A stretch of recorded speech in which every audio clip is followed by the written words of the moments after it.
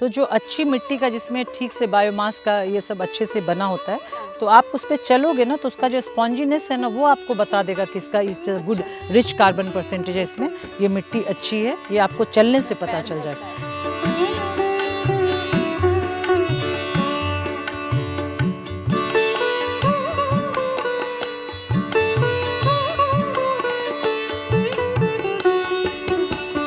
Hello and नमस्कार, आप देख रहे हैं किसानी विद हिमानी किसान तक पे। और आज मैं आई हूँ गुड़गांव के सेक्टर 95 और अब आपको ले चल रही हूँ एक ऐसे सफ़र पे जहाँ आपको मिलेगी एक कहानी और आपको मिलेगी नेचुरल फार्मिंग। क्योंकि बजट में अभी अभी एक बात अनाउंस हुई कि अब अगले 2 सालों के लिए 1 करोड़ किसानों को नेचुरल फार्मिंग की तरफ लाया जाएगा और उनकी ब्रांडिंग का, उनके सर्टिफिकेशन का पूरा काम सरकार करेगी। तो जब नेचुरल फार्मिंग की बात हुई और मैंने उस पर थोड़ा सा रिसर्च शुरू करी तो एक नाम, काफ़ी रिसर्च के बाद एक नाम मेरे सामने आया, अर्चना झा। पढ़ने की कोशिश करी तो एक कहानी निकली हाउसवाइफ की, जो शादी के बाद, बच्चों के बाद ये सोच रही थी कि अब मैं अपनी खुशी के लिए क्या करूं, मैं क्या कर रही हूं ज़िंदगी में। इसके बाद जो कहानी शुरू हुई वही आपको आज मैं यहाँ बताने आई हूँ।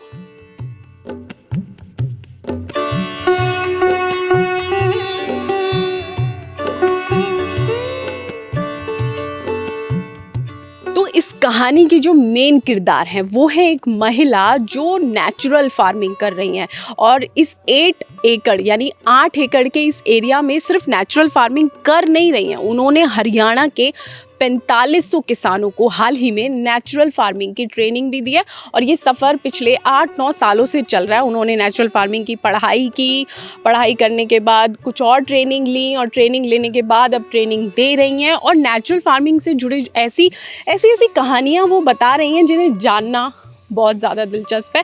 इंटरव्यू उनसे लाइनअप है, इंतज़ार कर रही हैं, चलते हैं और अब जानते हैं इस पूरी पिक्चर की रियल स्टोरी। आ जाइए मेरे साथ।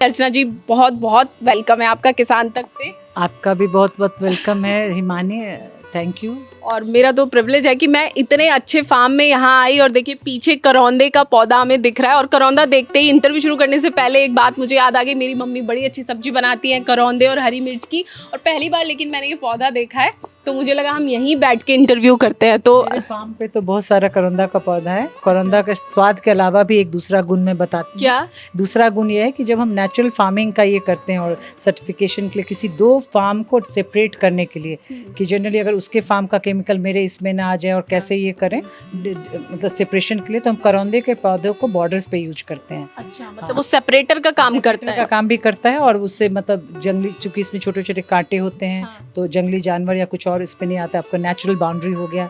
एंड प्लस सेम टाइम कि इसमें फ्रूट भी आता है और इसके जूस को पता है किडनी के मतलब क्लीनिंग के लिए सबसे अच्छा जूस इसको क्रैनबेरी जूस इसको बोलते हैं ना, बेस्ट जूस इसको माना जाता है। तो इंटरव्यू अभी शुरू नहीं हुआ और इतने इंटरेस्टिंग फैक्ट आ गए। 2 बच्चे थे और भगवान की दया से सब कुछ था लाइफ में, फिर ये खुशी की तलाश और सेल्फ सेटिस्फेक्शन की तलाश, ये आपको नेचुरल फार्मिंग में कैसे ले आई? क्या टर्निंग पॉइंट था? एक तो देखिए मेरा जो एजुकेशन है, मैंने लाइफ साइंस से मास्टर्स किया है और उसके बाद घर गृहस्थी फैमिलीज में उलझी रही, तो कभी मुझे समझ ही नहीं आया कि मेरे एजुकेशन का क्या यूज़ है मेरे डे बाय डे लाइफ में। वो एक मिस्ट्री था मेरे लिए। लेकिन ये टर्निंग पॉइंट ये था कि मैं गुरुदेव से मिली। मैं श्री श्री रविशंकर गुरुदेव, वो मेरे गुरु हैं, मैं उनको फॉलो करती हूँ। तो छोटा मोटा काम तो मैं छोटा मोटा करते आती थी। 2016 में गुरुदेव ने कहा कि एग्रीकल्चर के लिए काम करो। उन्होंने अचानक एक दिन मुझसे पूछा कि तुम आर्ट ऑफ लिविंग में क्या करती हो, इतने सारे लोग हैं। तो उसके पहले मैं एग्रीकल्चर का छोटा छोटा काम करती थी, फार्मर सिलेक्शन है ये सब कुछ। तो मुझे लगा अरे गुरुदेव तो सोचेंगे मैं कुछ करती नहीं। मैंने तुरंत जल्दी से बोला कि गुरुदेव मैं एग्रीकल्चर के लिए काम करती हूँ। गुरुदेव ने उसी समय कहा कि इसी में काम करो।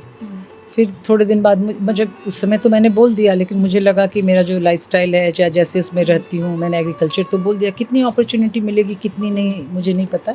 मैं उनके पास फिर गई कि गुरुदेव मैं स्किल डेवलपमेंट के लिए कुछ करूँ। गुरुदेव ने मेरी तरफ देखा और कहा कि नहीं, एग्रीकल्चर के लिए काम करो। फिर एक दिन मतलब उस समय 2 दिन मुझे उनके पास रहने का मौका मिला था। फिर तीसरे दिन फिर जाके मैं उनसे पूछी, गुरुदेव ने मेरी तरफ देखा और बोला इसमें बड़े बड़े काम होने हैं अर्चना, इसी में काम करो। बट वो दिन था और आज का दिन, नो लुकिंग बैक। और ये किस सन की बात है? 2016? मैं काम तो आर्ट ऑफ लिविंग के लिए 2010-11 से ही छोटा मोटा वॉलंटियर फॉर बेटर इंडिया और ये सब के लिए करते रहे। लेकिन 2016 में जब वर्ल्ड कल्चर फेस्टिवल हुआ, उस समय 51 फार्मर्स को ऑल ओवर इंडिया से सेलेक्ट किया गया था, जिसके प्रोसेस में मैं थी, और उनको मोदी जी ने अवार्ड दिया था अपनी तरफ से, आर्ट ऑफ लिविंग ने ये किया था।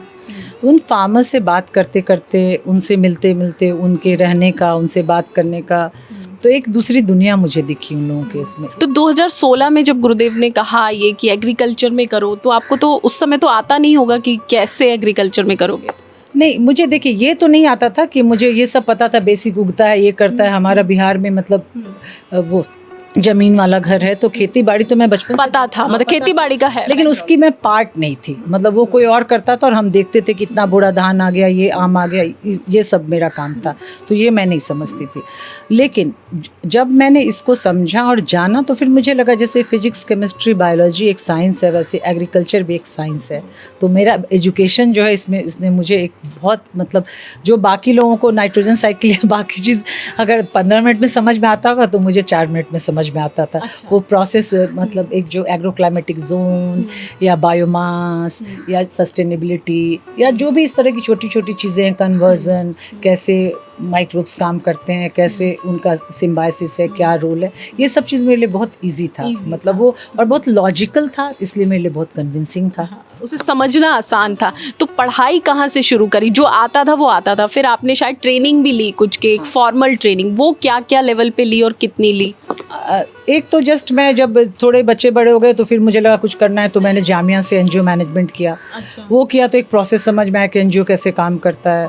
फिर उसके बाद मैं इग्नू से एक सर्टिफिकेशन कोर्स होता है ऑर्गेनिक फार्मिंग का, वो किया। हालांकि मैंने उसको पूरा नहीं किया, थोड़े दिन में मुझे सब समझ में आने लगा, कुछ टेक्निकल चीज़ समझ में आया, लेकिन उससे मुझे एक पूरा आइडिया हो गया कि मतलब इसको करने के लिए क्या सर्टिफिकेशन का क्या जो होता है, मॉडल फार्म्स क्या होते हैं, क्या बेसिक्स होता है, किस तरह के गवर्नमेंट के रूल्स हैं, रेगुलेशंस हैं, वो सब मुझे काफ़ी अच्छे समझ गए। इन सबसे ज़्यादा मुझे हेल्प किया एक आर्ट ऑफ लिविंग का एक एग्रीकल्चर ट्रस्ट है, state institute of agriculture science and technology.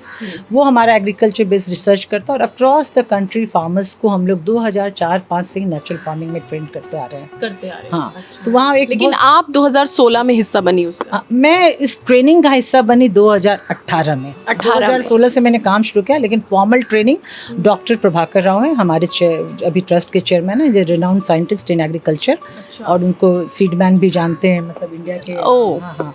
तो उनके अंदर मैंने 8 दिन का एक विग्रस ट्रेनिंग हुआ, जिसमें ऑल प्रैक्टिकल और जो थ्योरी है सबका, वो ट्रेनिंग भी मेरे लिए इजी लगा, just because of my background, कि वो उसके लिए मुझसे इजी। 8 दिन का एग्रीकल्चर ट्रेनिंग। हाँ, अच्छा, वो वहाँ पे रहना होता है? रहना होता है, सुबह 5 बजे से रात के 10 बजे 11 बजे तक कंटिन्यूस एक रूटीन होता है, जिसमें आपको हर तरह का चीज़ बताया जाता है। थ्योरी की ये क्यों करते हैं, मतलब आजकल ऐसा ज़माना नहीं है कि आप कुछ भी बोलो कोई भी फॉलो करेगा, आपको हर चीज़ को प्रूव करना पड़ता है। तो वो एक तरह का उसमें हर चीज़ का, जैसे कि आप यहाँ पे फिर वही नेचुरल फार्मिंग में, बार बार नेचुरल फार्मिंग कह रही हूँ, आपको ऑर्गेनिक नहीं कह रही हूँ। तो नेचुरल फार्मिंग का मैंने ट्रेनिंग लिया। तो नेचुरल फार्मिंग का सबसे बड़ा चीज़ है कि इसमें जितने भी फार्म्स के इनपुट है वही इसमें यूज़ होते हैं, आपको फार्म के बाहर से कुछ भी लाने की जरूरत। तो आपको लग रहा है 8 दिन में इतना एक बड़ा कॉन्सेप्ट, आपका बैकग्राउंड था, आप जल्दी समझ गई, मान लीजिए मुझे करना है, मैं 8 दिन में पूरा कॉन्सेप्ट समझ जाऊंगी नेचुरल फार्मिंग का? नहीं, आप एक बेसिक कॉन्सेप्ट तो अच्छे से समझ जाएंगी, एटलीस्ट आप देखिए, आप कर नहीं पाएंगी, लेकिन आप जिस फार्मर से सामान ले रही हैं वो नेचुरली उगा रहा है कि नहीं उगा रहा है, कुछ सर्टेन क्वेश्चन से आप ये समझ जाएंगी कि उसका प्रोसेस क्या है। इतना तो आई एम वेरी श्योर कि आप समझ जाएंगी, कोई भी समझ जाएगा। मतलब हाँ, समझ जाएगा कि ऐसा नेचुरल फार्मिंग क्या है, ये कैसे उगा रहा है, अगर इसके फार्म पे ये फैसिलिटी है, इसने देसी गाय रखी है, या फिर ये कहीं से ये सब चीज़ मंगाता है, 15 दिन में कैसे करता है, मल्चिंग, वापस बहुत छोटे छोटे टर्म्स हैं जो वो उसके इसमें वो अपने लोकल लैंग्वेज में कुछ भी बोलता हो। अर्चना जी का हमेशा ये कहना है, हम ऑफ द रिकॉर्ड बात कर रहे थे कि नेचुरल फार्मिंग बहुत ज़रूरी है, और एक कुछ आप मुझे एक रूल बता रही थी गुरुजी वाला कि क्यों ज़रूरी है। आई होप कि आप आगे बताइए। बात बोलूँगी, एक सिंपल बात बोलूँगी। गुरुदेव एक बड़ी अच्छी बात बोलते हैं कि आप जब पैदा होते हैं तो 3 किलो 4 किलो 4.5 किलो तो मतलब मोर देन बहुत ज़्यादा होता है, ठीक है ना। अभी मेरा ही वेट 60+ है, 70 80 90 20 मतलब जितने भी आप बोलो उतने के लोग होते हैं। हम क्या हैं, मतलब हम क्या हैं, सिर्फ हमारा भोजन माँ के दूध से और बाकी चीज़ से हट गए, तो ये मेरा शरीर क्या है, हमारा भोजन। तो भोजन हमारे जीवन में कितना महत्वपूर्ण है, कितना महत्वपूर्ण है कि आप क्या खाते हैं, ये बहुत इम्पॉर्टेंट है। और आपको लगता है वो खाना हमें नेचुरल फार्मिंग वाला ही खाना चाहिए? हाँ, क्योंकि देखिए एक होता है ना, पहले हमारा एक ये था कि फूड सिक्योरिटी, कि सबको खाना मिलना चाहिए। अब नया है न्यूट्रिशन सिक्योरिटी। आप 4 रोटी और 10 रोटी और इतना सब्जी खाओगे तो आपको पूरा पौष्टिकता मिलेगा, या 2 अच्छी रोटी और 1 कटोरी सब्जी खाते हो आपको। तो अब आप हर जगह आप सोचते हो कि लोग फूड सिक्योरिटी की बात नहीं करते हैं, लोग न्यूट्रिशन सिक्योरिटी की बात करते हैं। तो न्यूट्रिशन सिक्योरिटी सिर्फ और सिर्फ नेचुरल फार्मिंग से ही आ सकता है। और तो नेचुरल फार्मिंग, जैसे मैं बहुत सारे और किसानों से मिलती रहती हूँ, जैसे आप कर रही हैं नेचुरल फार्मिंग, शायद आपके ऊपर प्रोडक्शन का प्रेशर नहीं है, और जो किसान है वो कमा ही अपनी फसल से रहा, उसके ऊपर प्रोडक्शन का प्रेशर है। तो जो मुझे समझ में आया ऑन ग्राउंड, किसान का ये कहना है कि भाई ऑर्गेनिक करें, नेचुरल करें, प्रोडक्शन थोड़ी मिलेगा इससे, मुझे मास प्रोडक्शन चाहिए तो मुझे तो करना ही पड़ेगा केमिकल वाला फार्मिंग। आप एग्री करती हैं? और अगर नहीं करती हैं तो सोल्यूशन क्या है? आपको लग रहा है नेचुरल फार्मिंग में ये सोल्यूशन है? मैं तो देखिए पहले जैसा है कि मतलब मैं ऐसे नहीं बता रही हूँ कि इसका सुना उसका, मैं अपना बता रही हूँ। प्रोडक्शन में अगर आप नेचुरल फार्मिंग के 6 पिलर्स हैं, उस 6 पिलर्स को फॉलो करते हो तो production is better than chemical farming. क्या 6 पिलर? 6 पिलर में जैसे सिंपल हमारा एक है कि देसी गाय का गोबर गौमूत्र है, एक हमारा मल्चिंग होता है, एक हमारा मिक्स फार्मिंग होता है, एक कंपेनियन प्लांट्स क्या लगाते हैं, एक हमारा अर्थवॉर्म है। इस तरह से 5-6 पिलर्स हैं जिसको अगर हम फॉलो करते हैं तरीके से तो आप कोई कहीं नहीं आता है। मैं तो खुद ही आपको भी चल के दिखाऊंगी कि कुछ नहीं करती हूँ। आप हर सीज़न में खुद ही उस जगह से जितना निकलना होता है उससे ज़्यादा निकल जाता है। माल्टा और कीनू ऐसे हमारे फार्म में होते हैं कि अभी मेरे ख्याल से नया आना था और पुराना अभी ज़मीन के नीचे पड़ा हुआ था। मतलब ये फुल ईयर वाला प्रोसेस हो गया और कुछ नहीं करती हूँ। देसी गाय का गोबर और ये सिर्फ फेंक के उसमें छोड़ देती हूँ। तो ये मास लेवल पे उसे प्रोडक्शन करना है, गेहूं धान का, उसमें अप्लाई हो सकता है? एकदम हो सकता है। मैं भी सोना मोती गेहूं उगाती हूँ, मेरा धान भी बहुत अच्छा 8 एकड़ का लैंड मेरे पास और है मेरठ में, वहाँ भी करती हूँ। केमिकल फार्मिंग के भी अपने रूल्स हैं।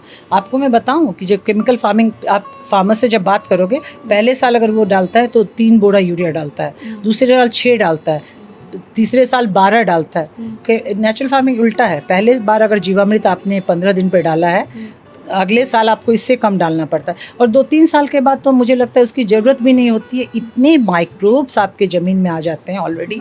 और जो मैं एक सिंपल, उस समय पहले भी आपसे बात हो रही थी कि जो 108 एलिमेंट्स हैं उसी एलिमेंट से मतलब मिनरल्स बनते हैं, मिनरल्स ही ज़मीन में पाए जाते हैं। तो जब सारे एलिमेंट्स ज़मीन में हैं और जो प्लांट को चाहिए वो ज़मीन में है, तो फिर हम बाहर से क्या डालते हैं और क्यों डालते हैं? सिर्फ एक ही लॉजिक है कि उसको सॉल्युबल फॉर्म में प्लांट तक पहुंचाने के लिए जो जरिया चाहिए वो जरिया हमारे ज़मीन में कम हो गया है, उसको हम कैसे बढ़ाएं। तो natural farming is the best solution for this. Natural farming best है।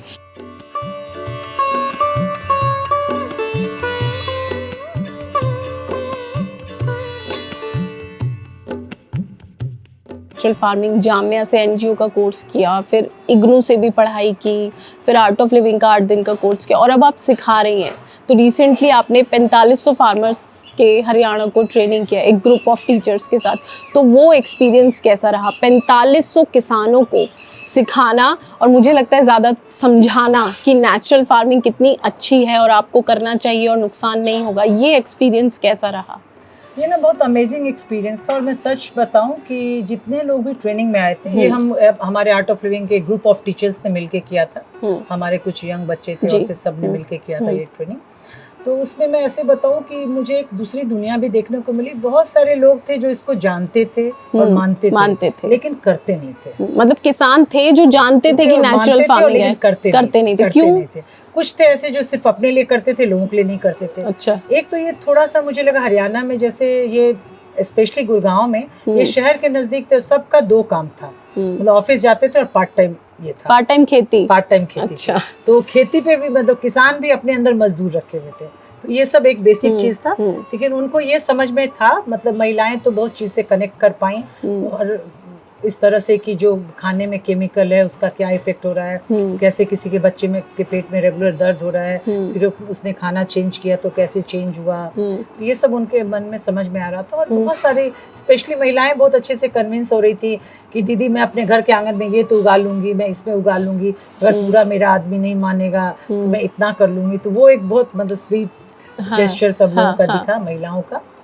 तो और मेरा मानना है कि फार्मिंग जो है वो एक मतलब फैमिली का वर्क है, इज नॉट कि ये काम है कि ये एक आदमी कर रहा है। फैमिली फार्मिंग एक फैमिली वर्क है, तो उसमें अगर महिलाएं और बच्चे और ये सब एक तरह से मान जाते हैं तो ये हो सकता है। तो आप भी फार्मिंग कर रही हैं एक लेवल पे, बेशक आपको कुछ लोगों की मदद मिल जाती है, आपकी फैमिली का कितना सपोर्ट है? एक वेल टू डू फैमिली और उसमें एक महिला अचानक से आके कहे भाई मुझे तो खेती करनी है, तो कैसा रिस्पॉन्स है फैमिली का?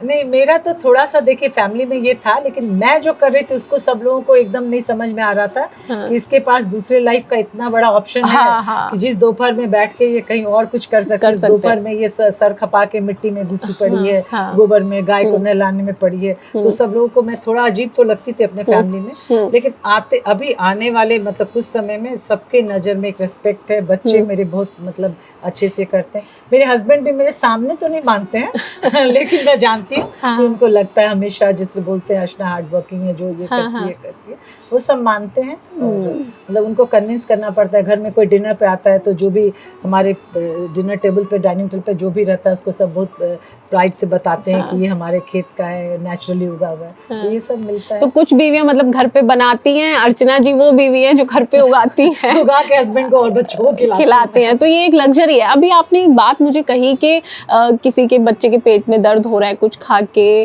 कोई बच्चा बीमार है, फिर खाना चेंज करके, तो बीमारियां आजकल इस तरह से आगे बढ़ती जा रही हैं कि कभी सोचा नहीं होता कि 30 साल की उम्र में वो बीमारियां लग जाएंगी जो पहले 60 साल में हम सुनते थे। तो आप कनेक्ट कर रही हैं हेल्थ और नेचुरल फार्मिंग को इस तरीके से कि अभी जो भी तरह का खाना हम खा रहे हैं वो हेल्थ खराब ही कर रहा है, जबकि वो FSSAI से प्रमाणित है, हर तरह के टैक्स हैं, ऐसे मान्यता है। आप ये कह रही हैं जो भी मिल रहा है वो हेल्थ खराब कर रहा है। एक तो जैसे सिंपल एक कहावत है, जैसा अन्न वैसा मन और वैसा तन। मैं ये उसमें एक लाइन और जोड़ती, जैसा अन्न वैसा मन वैसा तन। मतलब फूड का तो पूरी सोसाइटी पे असर पड़ रहा है। तो मैम नेचुरल फार्मिंग तो अगर अभी मेरे पास कोई आंकड़ा नहीं है ऐसा, लेकिन अगर हम देखें तो कितने लैंड पे नेचुरल फार्मिंग हो रही होगी ऑल ओवर इंडिया? बहुत कम, शायद बहुत कम। अभी बजट में सीतारमन जी ने अनाउंस किया है कि 1 करोड़ फार्मर्स को 2 साल के लिए ट्रेन करेंगे पूरा नेचुरल फार्मिंग की तरफ, लेकिन बहुत सारे फार्मर्स नहीं करे। बेसिकली जो गेहूं धान जो भी चीज़ें हम खा रहे हैं वो हमें नेचुरल फार्मिंग से नहीं आ रही। तो आपको क्या लग रहा है वो सब हेल्थ के लिए खराब चीज़ें हैं अभी तक जो मिल रही हैं? नहीं, देखिए पेट भरने के लिए सब ठीक है, लेकिन हेल्थ के लिए ठीक नहीं है। मतलब मैं सिंपल बताती हूँ, मैं ऐसे लोगों से मिली हूँ जिन्होंने कभी ना सिगरेट चाय किसी चीज़ को हाथ नहीं लगाया, और 60 साल में चारों के चारों आर्टरी मतलब उनकी पूरी आर्टरी ये ब्लॉकेज है, उनका कई स्टमक में कैंसर हो गया, सीवियर हर 50 तरह प्रॉब्लम्स है, कई तरह के लंग्स, किडनी, लीवर, सारे डिसीज है। और सिंपल एक बात है, आप एडिडास के शूज बदल लोगे लेकिन अपने किडनी और लीवर को ऐसे नहीं बदल सकते हो। तो मतलब आपको तो ध्यान देना ही पड़ेगा। और फार्मर्स उगाने के लिए भी तैयार हैं, मतलब ऐसा नहीं है, फार्मर्स उगाने के लिए भी तैयार है। एक मिथ क्रिएट हो गया है कि ऑर्गेनिक बहुत महंगा होता है, नेचुरल ये और करके इसमें बड़ा मेहनत पड़ता है। लोगों ने ऑर्गेनिक जब उगाना शुरू किया तो उसके प्राइस को इतना ज़्यादा कर दिया, उसके लिए मैं बहुत ज़्यादा कन्विंस नहीं हूँ। ऑफकोर्स ऑर्गेनिक का लागत ज़्यादा है, अच्छा, ऑर्गेनिक का लागत ज़्यादा है, नेचुरल का लागत बहुत कम है। अच्छा। वो जो जीरो बजट फार्मिंग जो है ना वो सिर्फ नेचुरल से ही शुरू हो सकता है। अच्छा। लेकिन ऑर्गेनिक में क्या होता है, जैसे फॉर एग्जांपल इस दोनों ही खेती के लिए हम लोग को काउ बेस्ड खेती है, मतलब स्पेशली देसी काउ। तो अगर 1 एकड़ जमीन के लिए आप 30 गाय के गोबर को इकट्ठा करते हैं, उसको वर्मी कंपोस्ट में कन्वर्ट करते हैं, उसको लैंड में डालते हैं, then it is called organic. और उसके अलावा बाहर से इनपुट आपको डालना पड़ता है। लेकिन नेचुरल फार्मिंग में ऐसा नहीं है। अगर आपके पास एक देसी गाय है जो दूध दे ना दे, उसका सिर्फ गोबर गौमूत्र आपके 18 से 20 एकड़ के जमीन के लिए काफी है, काफी होता है। अच्छा। वो एक प्रोसेस है जिसके थ्रू आप डालते हैं, वही सेम आप वो जो कहते हैं क्लाइमेटिक कंडीशन, बायोमास सब कुछ क्रिएट कर पाते हैं उस सेम चीज में। तो एक बड़े लेवल पे अगर मैं पूछूं आपसे, आप फायदे बता रही हैं नेचुरल फार्मिंग के, और वो दिखता है, हम भी जितना पढ़ते समझते हैं नेचुरल फार्मिंग के फायदे हमारी हेल्थ के लिए, क्योंकि उससे जो उगेगा वो हेल्थ के लिए बहुत अच्छा होगा, वो मिट्टी के लिए बहुत अच्छा होगा, जो बहुत ज़रूरी है कि हम सॉइल कंजर्वेशन पे ध्यान दें। लेकिन आपको, क्योंकि आप इतने अभी 8-9 साल से पूरा ग्राउंड पे काम कर रही हैं, आपको लग रहा है कि मास लेवल पे नेचुरल फार्मिंग को हम अडेप्ट कर सकते हैं? बिल्कुल कर सकते हैं, देखिए ना, उससे प्रोडक्शन मिल जाएगा हमें, हमारी पूरी इतनी जनता के लिए? मैं तो सिंपल आपको बता रही हूँ ना, मैं बहुत सारे ऐसे फार्मर्स से आपको मिलाऊंगी, आप इस टच में रहिए जिन्होंने ये किया है। लेकिन ठीक है कि आप किस डेडिकेशन से किस चीज़ को करते हैं। हर चीज़ में सफलता के लिए 100% देना पड़ता है। ये आप किसी भी फील्ड में, बेस्ट डॉक्टर बनते हैं तो आप सबसे ज़्यादा काम करते हैं, सबसे अच्छा करते हैं, कुछ भी करते हैं तो वही चीज़ है। अगर नेचुरल फार्मिंग को पूरे मन से, तरीके से उसके साथ फॉलो करके आप करते हैं तो प्रोडक्शन में कहीं कोई कमी नहीं, इवन बेहतर है। ये मैं आपको मतलब अभी हिमानी ऐसे नहीं बता रही हूँ, अब मैं आपको मतलब हर स्टेट से 2 ऐसे फार्मर्स से कनेक्ट कराऊंगी आने वाले टाइम में। आप सबसे कनेक्ट होइएगा, उनके फार्म को देखिए, जानिए, उसके बाद देखिए, जानिए, फिर मानिए। मैं यही कहूँगी। ठीक है, तो अर्चना जी तो यहाँ दावा कर रही हैं कि फ्यूचर है। आप इस 8 एकड़ के लैंड पे नेचुरल फार्मिंग कर रही हैं, मेरठ में भी आपका 8 एकड़ का एक लैंड है जहाँ आप नेचुरल फार्मिंग कर रही हैं। आप आगे लोगों को सिखाने पर ध्यान देना चाहती हैं या नेचुरल फार्मिंग उगा के बेचने पर ध्यान देना चाहती हैं? आपका क्या है आगे, कैसे लोग आपको देख सकते हैं? और मैं वीडियो देखने वाले लोगों से भी कहूंगी कि नेचुरल फार्मिंग से जुड़े जो सवाल मेरे मन में आए वो मैं पूछती जा रही हूँ। आपके मन में जो सवाल है, अगर आप खेती करते हैं, नेचुरल फार्मिंग से जुड़े कुछ डाउट हैं, क्योंकि अर्चना जी तो यहाँ पे दावे कई सारे कर रही हैं, आपके डाउट्स है तो आप कमेंट करके पूछ सकते हैं। अर्चना जी तक वो सवाल मैं पहुंचाऊंगी और वो जरूर जवाब देंगी। तो आप फ्यूचर में क्या देख रही हैं? फ्यूचर में मैं यही देख रही हूँ कि ठीक है, मेरे अपने लिए हो गया, सफिशिएंट है, सब कुछ है, मुझे इसकी मैं इसको लोगों में फैलाना चाहती हूँ, बताना चाहती हूँ, कन्वर्ट करना चाहती हूँ, अपने हिस्से का काम करके जितने भी लोगों के लाइफ में चेंज आ जाए वो मैं कन्विंस करना चाहती हूँ। और मैं आपको इतना पॉल्यूशन और बाकी चीज़ का भी दावा करती है ना, मैं आपको हिमानी बताना चाह रही हूँ, natural farming is the only solution for all kind of pollution.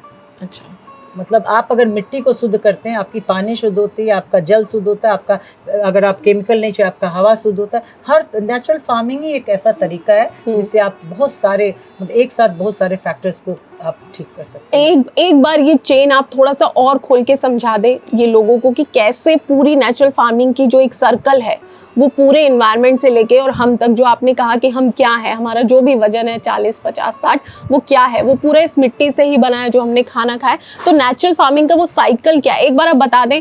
कई बार साइंस के स्टूडेंट्स भी भूल जाते हैं कि ये बेसिक कॉन्सेप्ट क्या है, मिट्टी में कुछ उगाया, वो आप एक बार बता दो। मैं तो सिंपल एक यही आपको बता रही हूँ कि हमारा जो जैसे कि जो एक जो क्लाइमेटिक कंडीशन है, जैसे जनरली होता है कि 108 एलिमेंट्स हैं, मिनरल्स पाए जाते हैं। अब जो हमारे मिनरल्स को तोड़ के जो भी प्लांट को चाहिए खाने के लिए वो कौन देता है? वो माइक्रोब्स देता है। सिंपल मैंने आपको भी कहा था कि एक प्लेट में आपको धान दे दूं और बोलूं खा जाओ हिमानी, आप तो नहीं खा पाओगे। आपको क्या चाहिए? आपको कुटा हुआ चावल चाहिए, पका हुआ चावल चाहिए, फिर आप खाओगे, फिर डाइजेस्ट करेगा। प्लांट के साथ भी हमारे इन्वायरमेंट में, हमारे मिट्टी में सब कुछ है।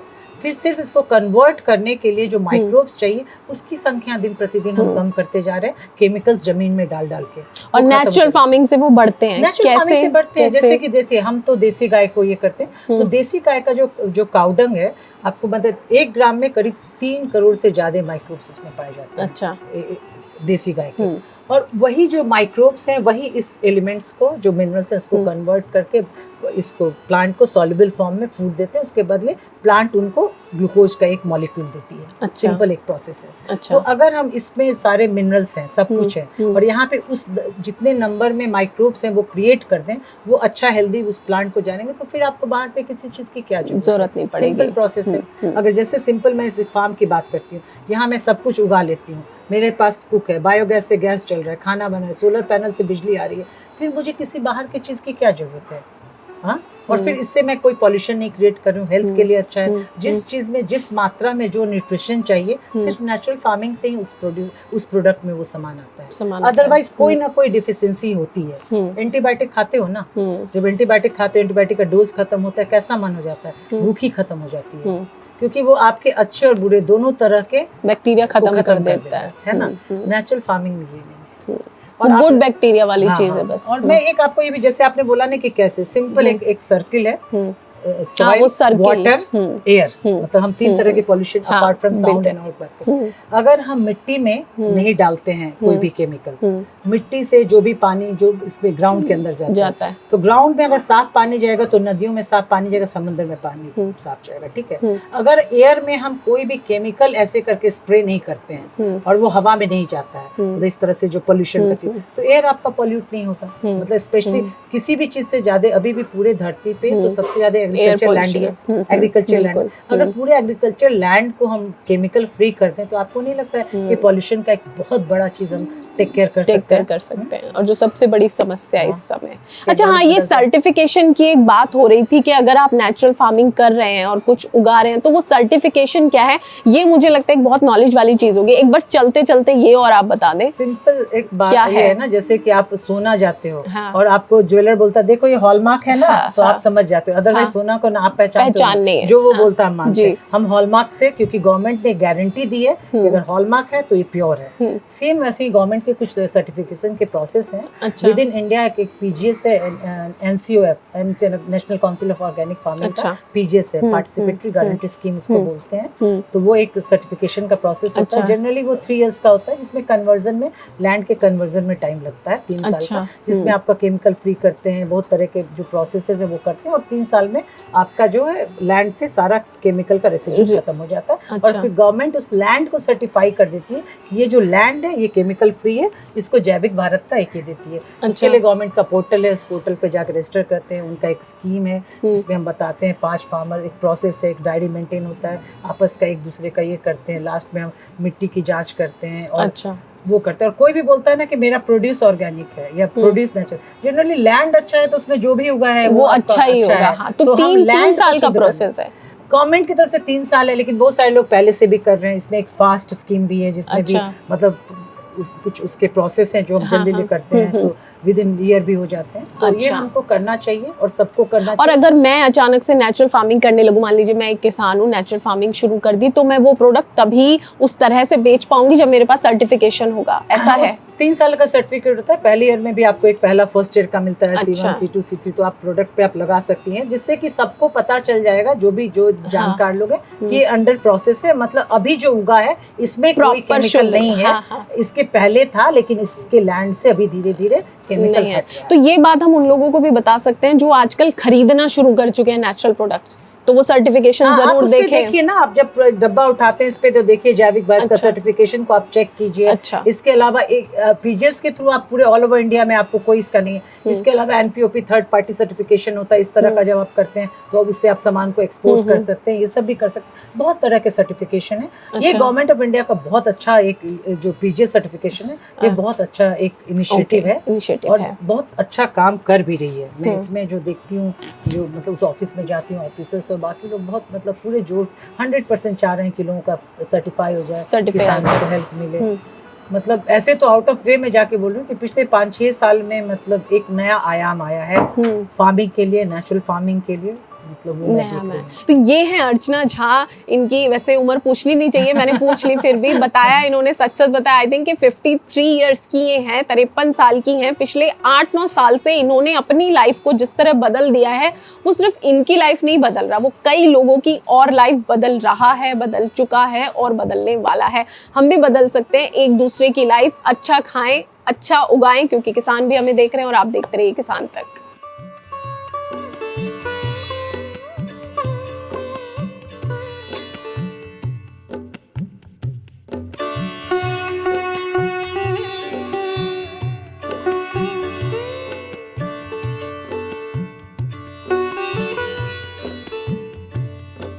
अगर ये वीडियो आपको पसंद आया है तो इसे लाइक ज़रूर करें। अगर चैनल अभी तक सब्सक्राइब नहीं किया है तो कर लें और नोटिफिकेशन पाने के लिए बेल आइकन भी दबा दें।